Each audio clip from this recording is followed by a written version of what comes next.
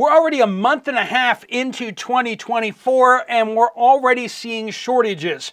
We are seeing empty shelves in some places. We're seeing certain products disappearing, and you're showing up at the store at wrong times and you are looking at the shelf and you're saying, where is all the X?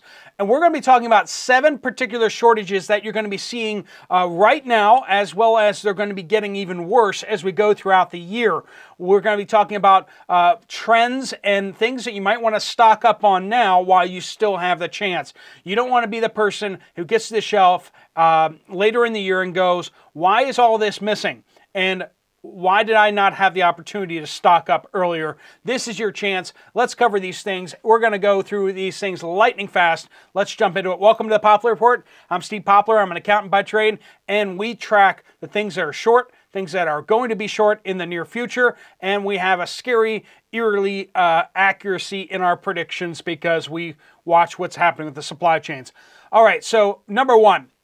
You're already seeing this shortage out there, but dairy products, including short shelf life things like milk, yogurt, even coffee creamer, even though that's not necessarily so short life out there. They're dairy, but super pasteurized, and some of these coffee creamers, I don't know what's in them, but we're seeing shortages of those. We're not seeing like outages so much, but we're seeing a lot less stock on the shelf. And some people, if you get there at the wrong time, you're seeing empty shelves. Things like milk, yogurt, sour cream, and soft cheeses, right? So cottage cheese, ricotta cheese, even some mozzarella's, we're seeing some issues out there. There's cheeses that have a very long shelf life, like bars of cheese and stuff like that. We're not seeing such big deals. Even shredded cheese, they coat those things in some sort of chemicals that keeps them from going bad very quickly. So the short shelf life cheeses and creams and stuff like that, we're seeing issues with. Why are we seeing issues with this? One, we're hearing that stores do not want to purchase, and so they're actually making relatively small purchases, and so part of this is on the store end. They don't want to be stuck with inventory, and so they're cutting things really, really close. But we're also seeing that stores still aren't being able to get as much as they want to. And we've heard from store managers and ordering managers from stores, and they're saying that they're putting in orders and they're not getting all that they're ordering. So there's that on that side. On the other side of things, we have a really small cattle herd right now. And we've been talking about this, and we're going to be talking about this in number 2 when we get into beef. But there's just a shortage of heifers. So they're not giving birth. Now, beef stock, beef cattle is different breeds than the milk cattle, right? Generally speaking, but there is some cross-pollination back and forth. So, you know, some milk does come from the cattle herds that are being raised for beef, and there is some beef that comes from the slaughter of the milk cows and such. But generally speaking, they're 2 different breeds, and they don't necessarily cross-pollinate. But in this case, we're seeing an issue across the board where extremely high feed costs in 2023 and in 2022 caused a lot of ranchers and dairy farmers to be like, we're done.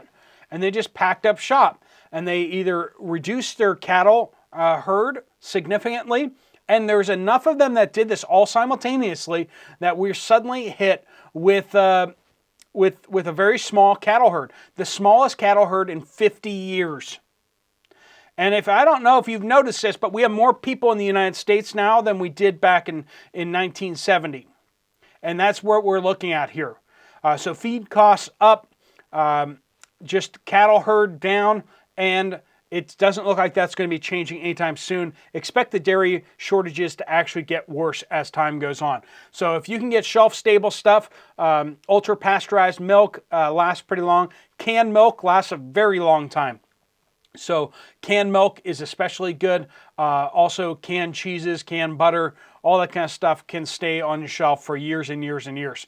Number 2, like I said, beef.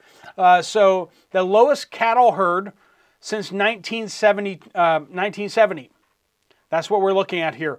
Now, just to put this in perspective, and you tell me if you think this is a little bit out of whack. In 1972, when you spent $1 on beef, 68% of that dollar went to the ranchers. Now when you spend $1 on beef, 39% of that goes to the ranchers. You just mull those numbers over, but generally speaking, ranchers are making about half as much of the beef cost today as they did in 1970.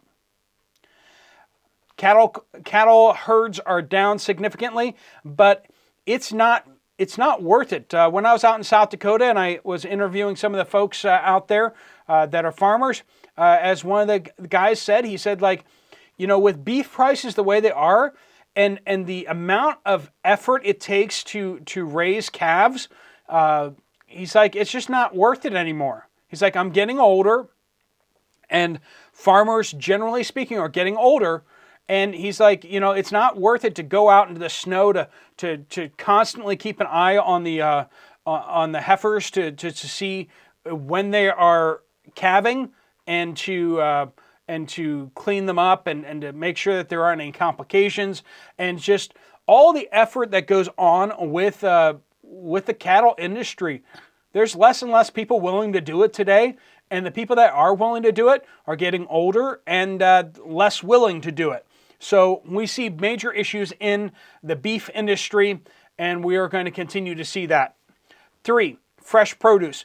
We just heard just a week ago from a produce manager that they're being told that from issues down in Florida as well as California, that they're not to expect as much fresh produce over the next 30 days. So we're already into that a little bit, but the issue is that the flooding over in California has really hit hard the main valley where a lot of the fresh produce and lettuce and all that kind of stuff comes from. Also down in Florida, they're having issues with weather as well. And so expect fresh produce and leafy greens and lettuces and all that kind of stuff like that to be in shortage. We're also having issues down in Mexico too. So expect fresh produce to be an issue until we get into spring.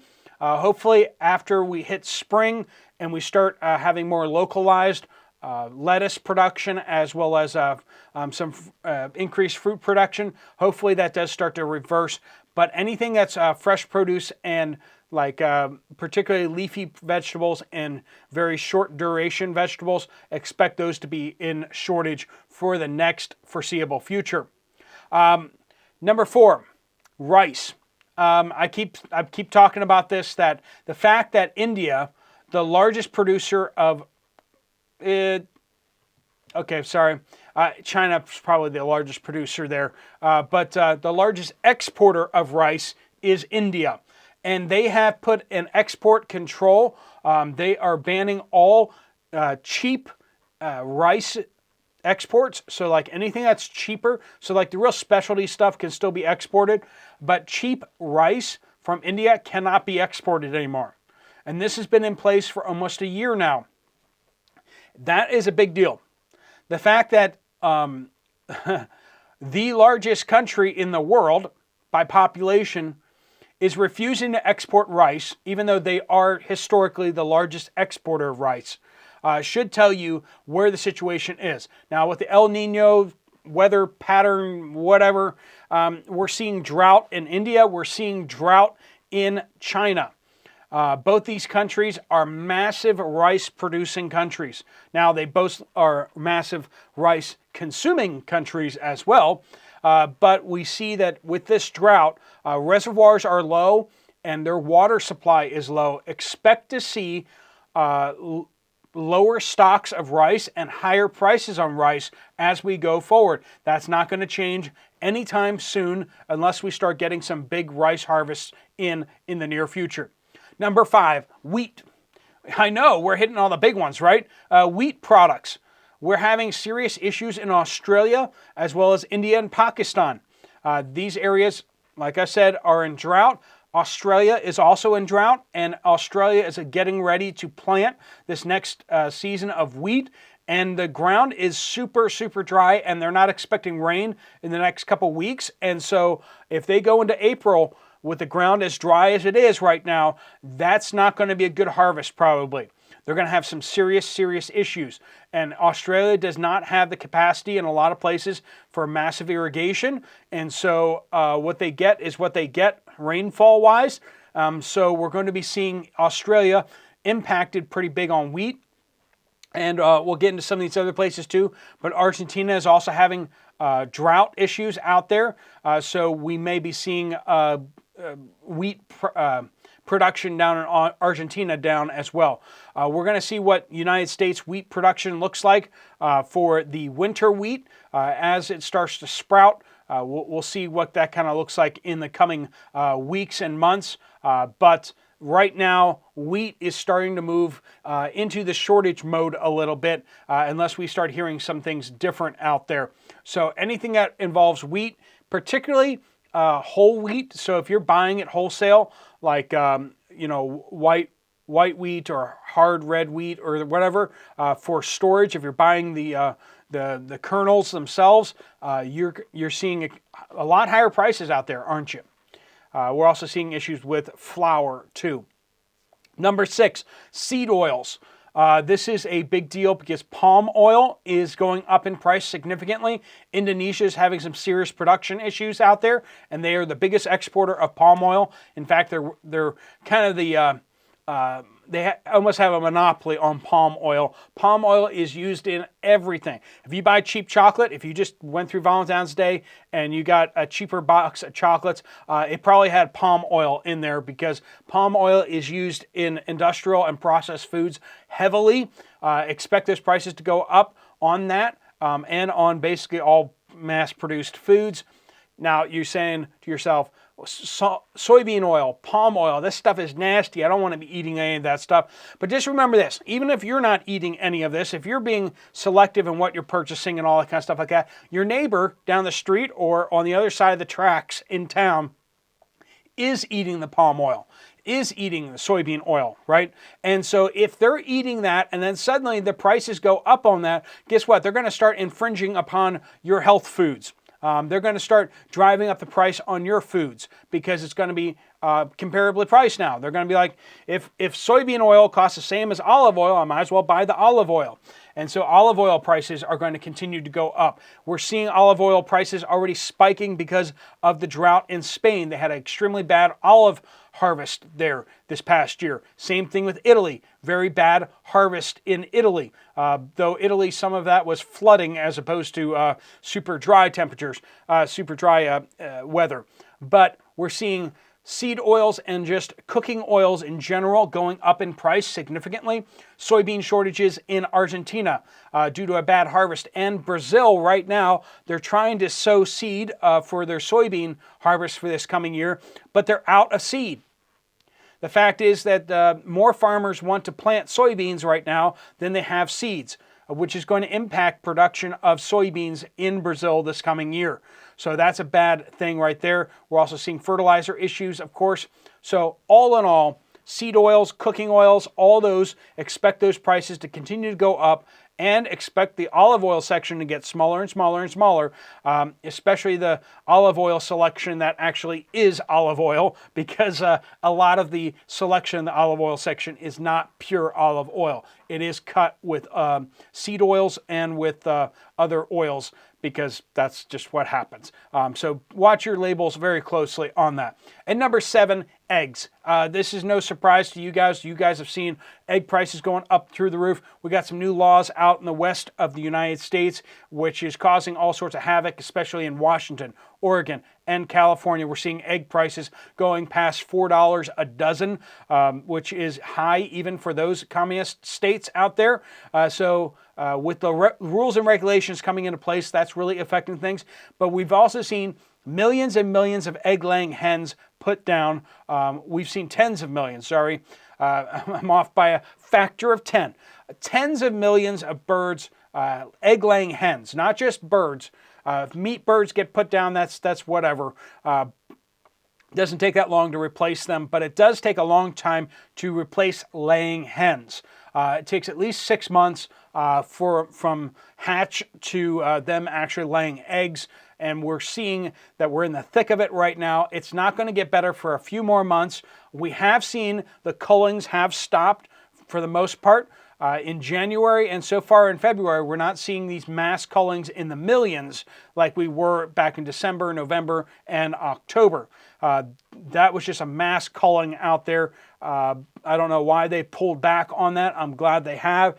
Eggs should start to repopulate over the next 3 to 6 months. We should start seeing the egg-laying hens population back up to where it needs to be. They are working hard at that, but until for the next 3 months to 6 months, expect egg prices and egg supplies to be hit or miss. All right. That's what we're seeing out there. That's what I'm getting from your reports. That's what I'm seeing from the industries. And so you might want to stock up on all of these things that will be effective to you. Dairy products, especially the short shelf life stuff, there are ways to store that stuff like freezing as well as canning. Beef, but also chicken too is having a bit of issue too. 3, fresh produce, fruit and vegetables. 4, rice. 5, wheat. 6, seed oils or cooking oils in general, including olive oil. And 7, eggs. Please do just get stocked up, see what you can do about that to make sure your family is provided for in the coming shortages as well as major price increases. Thanks so much for watching. If you want to check out another video from this channel, there's one right up here. I'll see you over there, or I'll see you guys later. Steve Poplar of the Poplar Report out.